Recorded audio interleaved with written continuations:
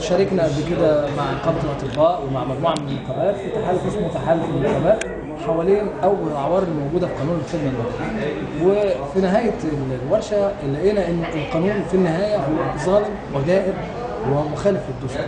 ومخالفته للدستور جايه من عدم تطابقه مع الماده اللي بتتكلم في الدستور المصري عن تكافؤ الفرص والعداله الاجتماعيه.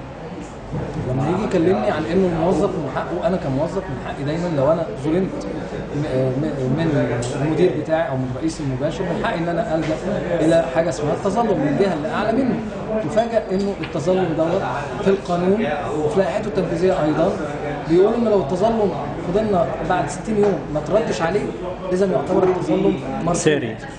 التظلم يعتبر مرفوض، وبالتالي ساري عليا الظلم اللي انا ظلمته من الرئيس المباشر. هنا مفيش تكافؤ فرص ولا عداله.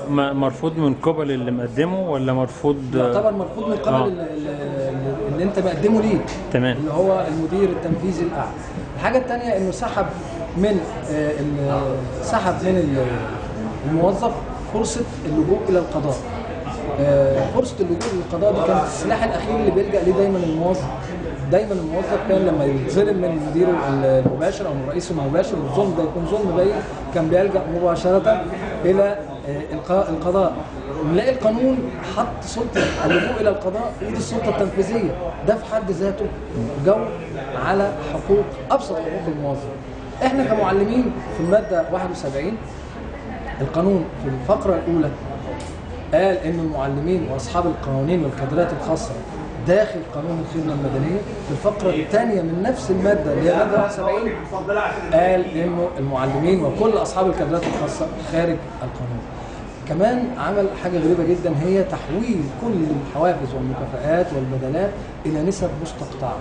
تحويل هذه المبالغ اللي هي المكافآت والحوافز والبدلات والمقرره لنا بمقتضى القانون، سواء كان قانون كادر الاطباء او قانون كادر المعلمين، الحوافز والمكافآت دي تحويلها الى نسب مستقطعه هيؤدي بعد فتره من الزمن سنه او 2 أو 3 الى انخفاض قوتها الشرائيه، وبالتالي بيبقى مفيش عداله في التوزيع ولا تكافؤ في الفرص.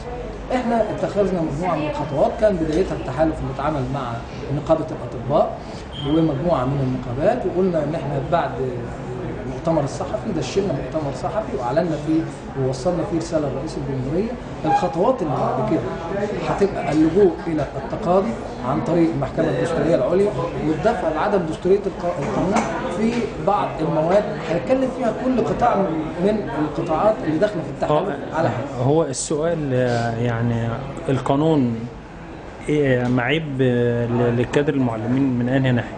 انا قلت لحضرتك ولا هو ككل؟ لا ككل. انا قلت لحضرتك ككل. انا كلمتك الاول على ان انا كموظف في مجموعه حاجات، مثلا زي ما قلت لحضرتك منع التقاضي وجعل سلطه التقاضي في ايد السلطه التنفيذيه بس. كمان اللي بيحصل على مؤهل اثناء خدمته اصبح ليس له اي حق في التسويه انه يرتقي بدرجته الوظيفيه. لا خلاص بقت عن طريق الترقيات كل 3 سنين دون النظر الى كل الناس اللي حصلت على مؤهلات، وبالتالي بيطلب من موظفين الدوله بصفه عامه انهم كلهم في نفس الكادر لحد ما يخرجوا. مفيش حد يفكر ان هو يطور من نفسه.